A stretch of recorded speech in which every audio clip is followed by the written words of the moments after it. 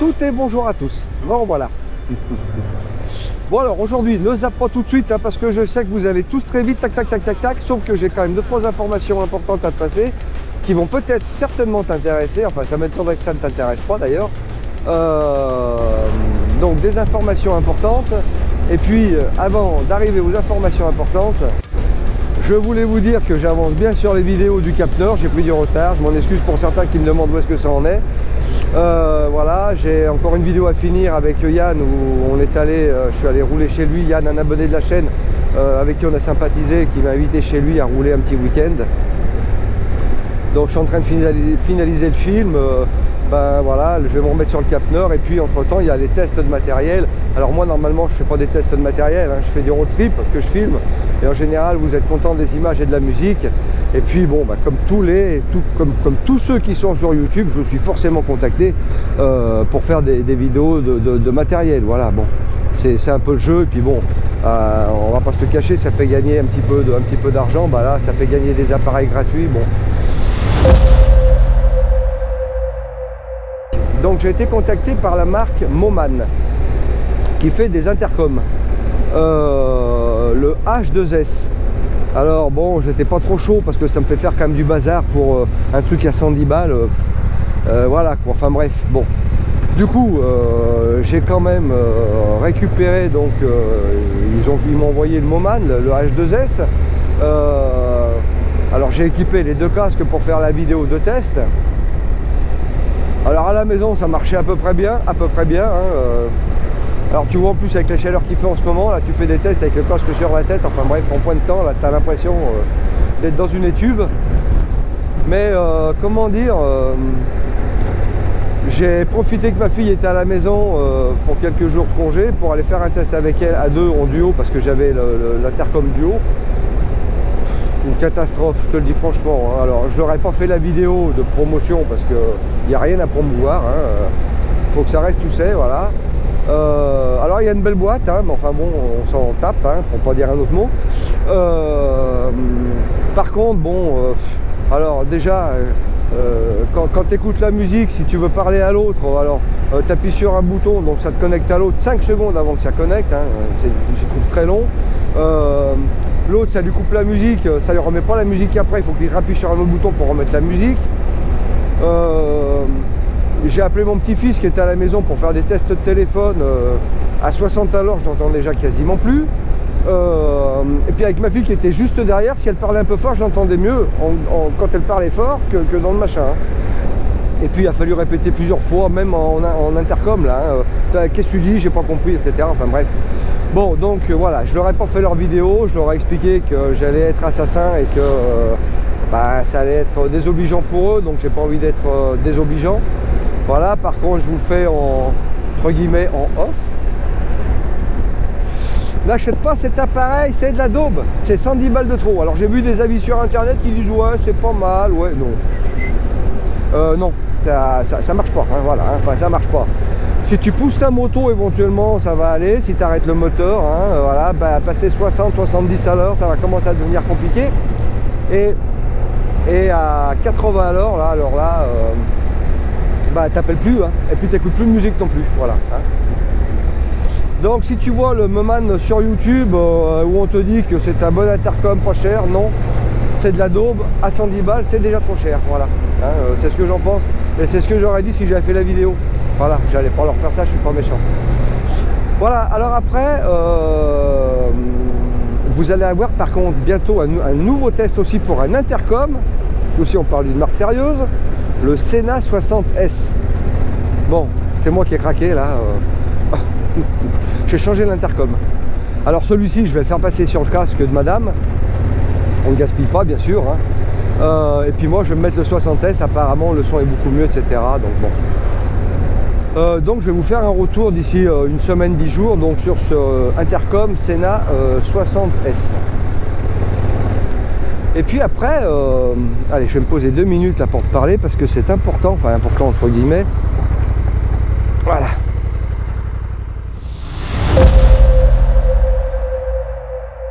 Alors vous avez été nombreux à me demander des informations sur la partie Android CarPlay de l'appareil U6. Bon, Donc je vais faire un petit point là-dessus, c'est pour ça que je me suis arrêté, parce que pour que ça soit clair et audible pour tout le monde. Quand tu vois marqué que l'écran il est compatible CarPlay, sous-entendu donc Apple CarPlay, et quand tu vois marqué Android Auto, eh bien c'est que grosso modo tu vas pouvoir connecter l'écran sur à peu près, enfin tu vas pouvoir connecter sur les deux systèmes d'exploitation aujourd'hui qu'on utilise, c'est-à-dire iPhone et Android, hein, pour les téléphones Android et iPhone pour les iPhones, voilà, forcément. Donc quand tu vois marqué CarPlay, c'est Apple CarPlay, quand tu vois marqué Android, eh ben, c'est Android, tout simplement Android Auto. Alors qu'est-ce que ça fait ces écrans exactement? C'est-à-dire que dans ton téléphone, tu as une partie que tu peux répliquer sur un écran externe. Pour faciliter, une partie du téléphone qu'on peut répliquer sur un écran, donc en général dedans tu risques d'avoir forcément ta partie GPS, guidage, navigation, voilà, donc c'est vraiment à ça que ça sert ces appareils, c'est à répliquer une partie de ton écran, de ton téléphone sur un écran. Ensuite, au niveau de la compatibilité, j'en ai parlé, Apple CarPlay, Android Auto, donc grosso modo ça va être compatible avec tous les téléphones.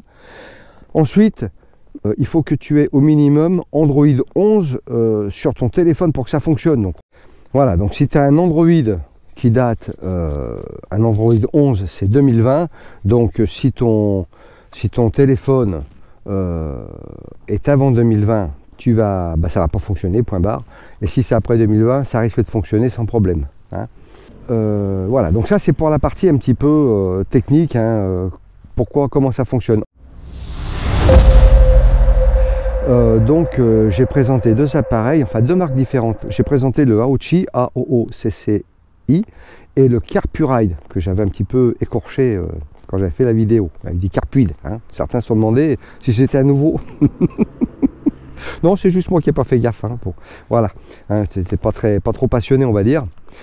Voilà, et puis il y a un troisième acteur, mais qui lui était en haut de gamme, parce que ils ont des écrans à plus de 600 balles, donc ça commence à taper fort, tu vois, hein. Mais donc Aochi qui est leader, hein, quand même sur le marché, hein, c'est une boîte assez importante, et Carpuride donc apparemment qui lui pousse derrière et qui arrive effectivement on le voit, il est quand même très présent sur les réseaux, hein. Alors d'une manière générale, quelle est l'utilité finalement de ces écrans déportés?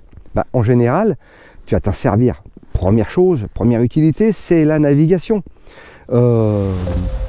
Tu vas avoir une navigation fiable. À la limite, tu as ton téléphone, ça marche très bien. Moi, j'ai fait le Cap Nord, j'ai fait jusqu'en Cappadoce avec le téléphone, ça marche, hein. Sauf qu'il y a des moments, ça marche plus parce que tu n'as plus de réseau. Voilà, hein. Alors, même si tu as chargé les cartes offline, hein, hors ligne,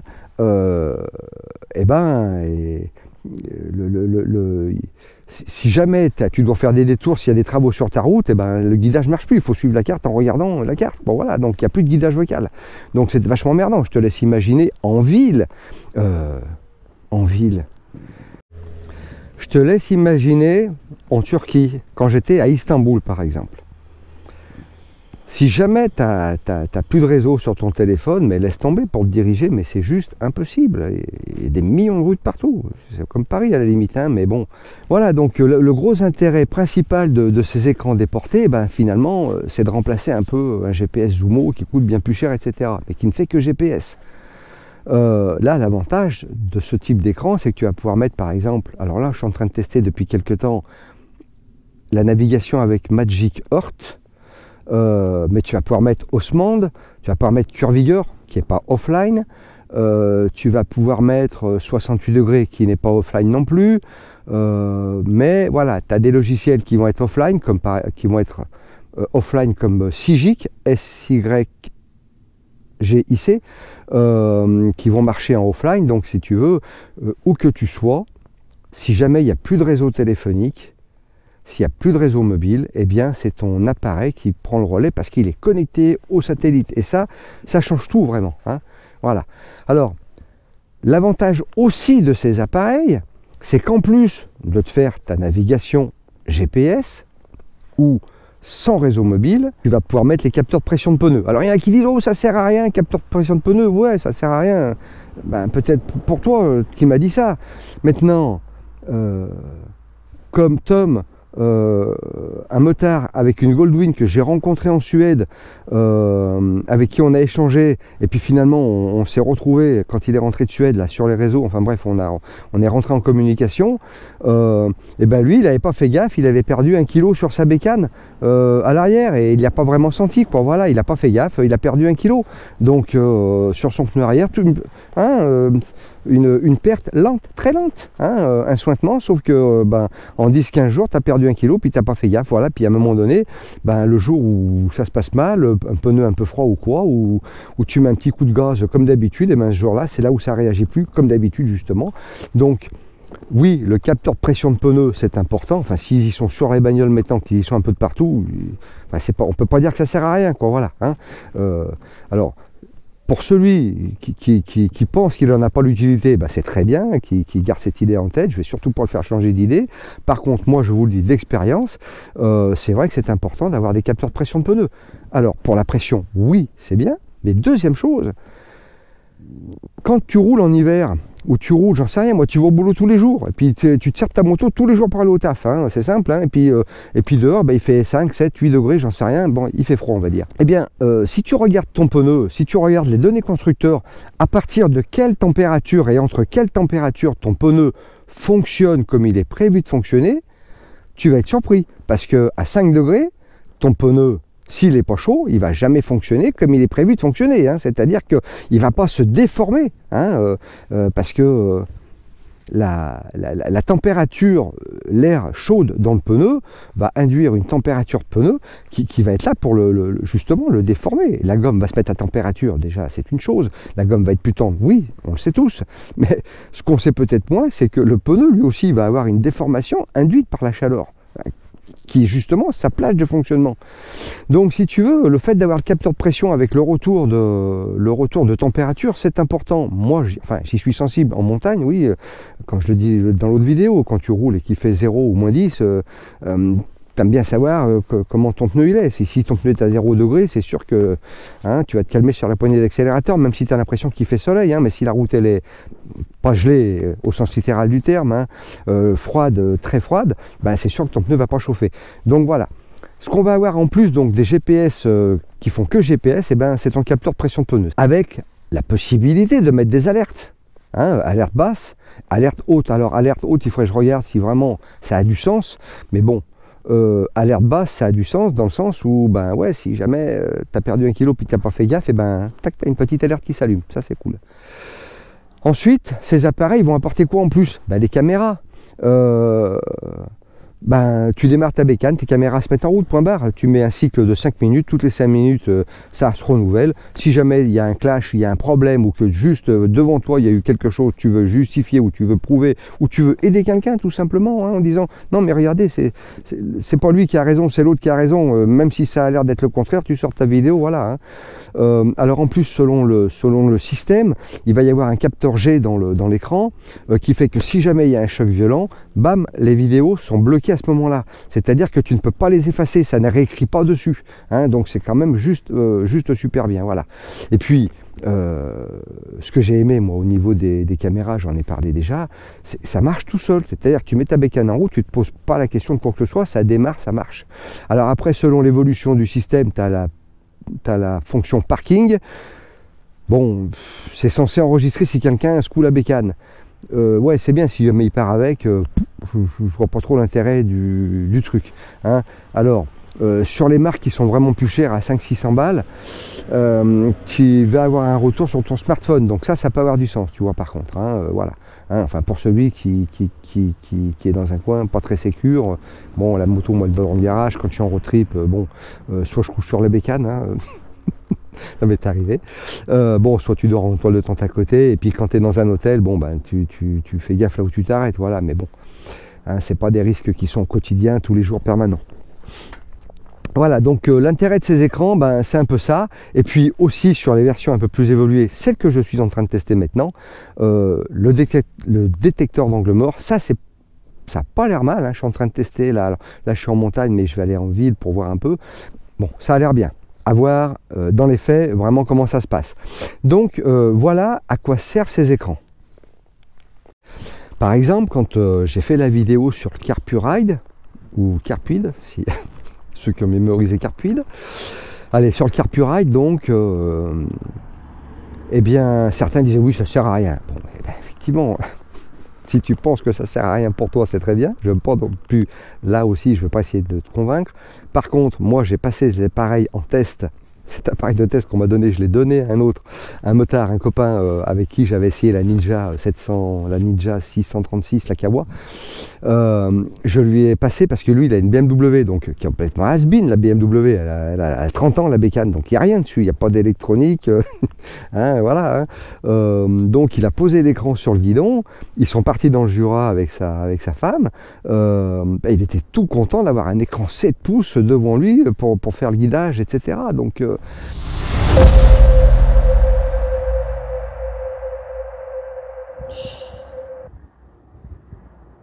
eh bien, je vais vous parler de l'Android Moto Carpuride qui est très intéressant, très accessible pour le montage, qui se branche sur une batterie 12 volts. Voilà, le plus et le moins, la partie fusible, et ensuite vous tirez le câble jusqu'à la connexion qui se trouve ici. L'installation est vraiment exceptionnelle, hein, on peut vraiment l'adapter sur tout type de moto, notamment cette moto BMW 100 RT de 1979. Voilà, donc qui s'utilise relativement bien, et vous avez l'intégralité donc d'un Android Auto, exactement la même chose, qui est très accessible de la main gauche en moto, même en roulant. Voilà, donc un bel outil. Concernant la batterie 12 volts, il faut bien qu'elle soit au-dessus de 12 volts 30, sinon ça ne déclenche pas l'écran. Voilà, sinon, hormis cette petite particularité, c'est un très bel outil. Voilà, donc il y a vraiment il y a un intérêt quand même, hein. Pour celui qui n'a rien du tout sur sa bécane, ça peut être bien, voilà, hein. Alors après, je voulais juste finir par ça. Aochi et Carpuride, il y a une petite différence, peut-être au niveau de la philosophie.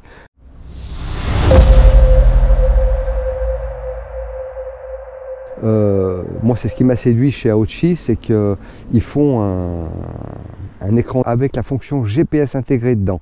Donc ça, pour moi, je trouve que c'est bien, parce que je me suis retrouvé déjà 2-3 fois en galère. T'imagines bien, un soir à 8 h du soir, je suis en Hongrie, ou parce que j'avais plus de data, je crois, je sais même plus, enfin bref, oui, j'avais plus de data sur la carte SIM, donc plus de réseau mobile.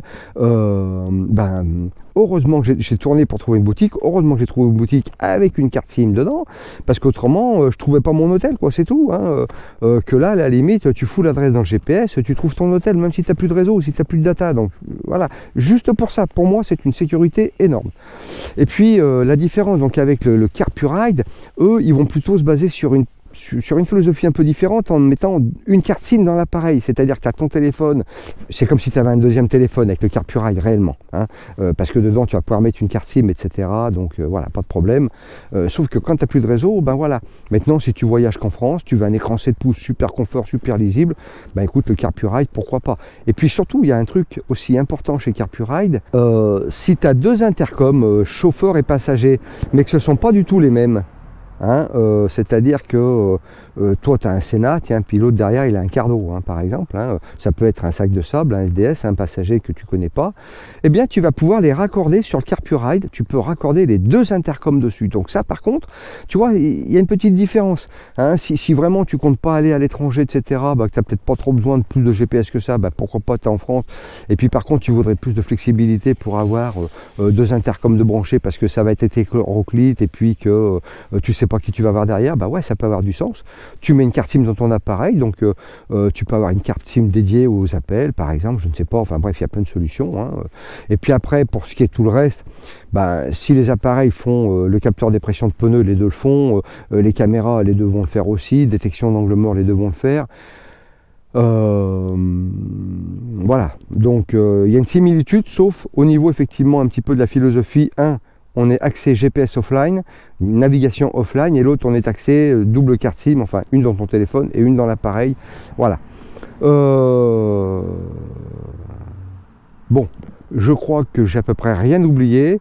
Donc pour récapituler, le Moman H2S, passe ton chemin, c'est une daube. C'est 110 balles de trop, vaut mieux que tu foutes 200 balles hein, ou 150 balles sur les... J'avais le Lexine B4 FM, un truc comme ça, bon, qui marchait plutôt bien, on va dire. Hein. Bon, je me suis un peu lassé parce que le son n'était pas assez qualitatif pour moi, mais ça marchait plutôt bien. Et c'est relativement abordable en prix. Donc je vais vous faire, j'ai fait déjà le test sur le U6, je vais vous faire un test sur le BX, et puis une vidéo aussi sur donc un autre CarPuride, détecteur d'angle mort, un test sur le Sena 60S, mais ça c'est moi qui l'achète, donc je vous ferai un test quand même dessus de toute manière, hein, mais c'est pas un produit de marque, hein, voilà, enfin qu'on me donne à tester, mais ça changera rien, je vous ferai quand même le retour pareil, hein, de toute manière, hein, si ça va, si ça va pas, je vous le dirai aussi. Hein. Voilà, et puis pour finir, ah oui, c'est ça qui est important, sachez que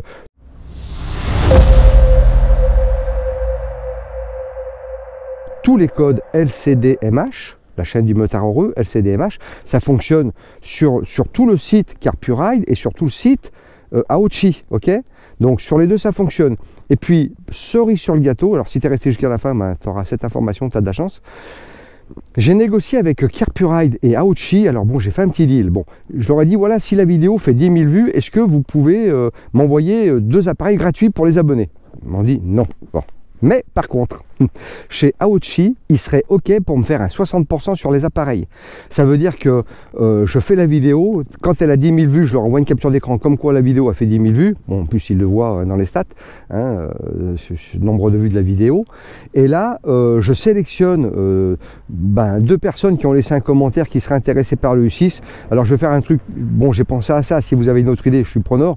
Mais je me suis dit, voilà, dans le commentaire, tu marques que tu es intéressé par le U6. Je prends toute la liste des commentaires qui sont intéressés par le U6, le BX ou le CarPuride, peu importe, on s'en fout, ça sera pareil. Je prends tout ça, je fous sur internet, apparemment il y a un système où on peut faire comme une tombola, on va dire tu fous les noms dedans, puis il fait une sélection et il choisit. Voilà, je vais faire un truc voilà, qui soit, je sais pas si ça sera juste, mais en tous les cas, voilà, moi je veux impartial, hein, voilà, je veux pas impartial. Voilà. Hein, donc il suffirait dans les commentaires par exemple de mettre U6, point, bonjour, voilà, on a compris qu'on parle du U6 et puis que tu es intéressé. Si tu n'es pas intéressé, bah, tu fais juste un commentaire parce que tu as envie de faire un commentaire. Voilà, si tu as envie d'avoir cet appareil, tu laisses un petit mot U6 par exemple, ou BX, ou W, je sais pas quoi pour le CarPuride. Tu mets ton commentaire et puis après bah, je prendrai tous les noms, je les mets dans un truc pour faire une espèce de tombola et puis tirer au sort. Donc alors après j'ai une autre idée encore, j'ai plein d'idées, hein.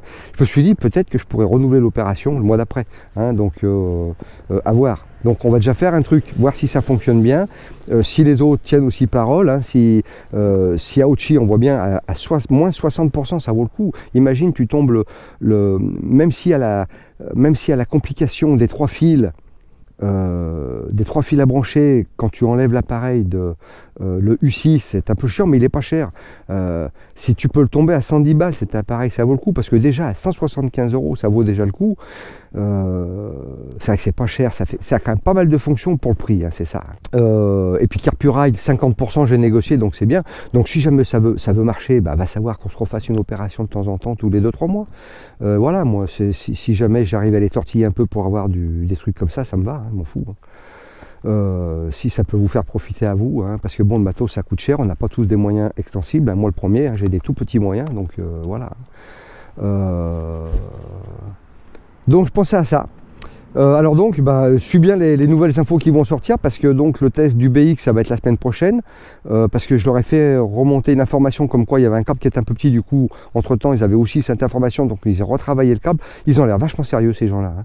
Ils ont retravaillé la longueur du câble, donc je vais attendre que tout soit bien réglé pour te faire la vidéo. En tous les cas, le peu que j'ai pu tester sur le BX, c'est de la bombe, à part l'écran qui, je te le redirai, mais qui pour moi est un chouïa petit. Hein, ils sont en train de travailler sur une version un peu plus grande. Bon, ça fonctionne, ça va bien, hein, mais je le trouve un chouïa petit, voilà. Hein, c'est le seul grief que je pourrais faire pour l'instant. Hein. Voilà, bah écoutez, j'espère que vous avez apprécié la vidéo. Je suis désolé si c'était un peu long, mais il y avait plein de choses à dire, donc à bientôt. Ah, et puis pour les vidéos sur le Cap Nord et tout, ça arrive, hein, comme je l'ai dit en début, hein, j'ai pris du retard pour tout. Normalement, moi je filme que les road trips au début, mais ils m'appellent tous pour me faire des tests de trucs. Puis bon, vu qu'il y a du matos à gagner, moi je prends les tests, hein, forcément, t'imagines bien. Là maintenant, j'ai un écran BX sur la bécane qui doit être à pas loin de 400 balles quand même, hein, donc bon, j'ai rien sorti, c'est bien, ça me va bien moi. Hein. Voilà, et puis en plus ça marche, hein, ça marche, voilà. Qu'est-ce que tu veux dire de plus, hein? Autant pour le Moman, là, ça marchait pas du tout, le H2S, hein, bien qu'il y ait des avis quand même sur Internet, hein, qui disent ouais, c'est pas mal, non, c'est pas possible. Hein. Allez, je vous laisse, merci à tous, bonne journée, bon tout, hein, à bientôt.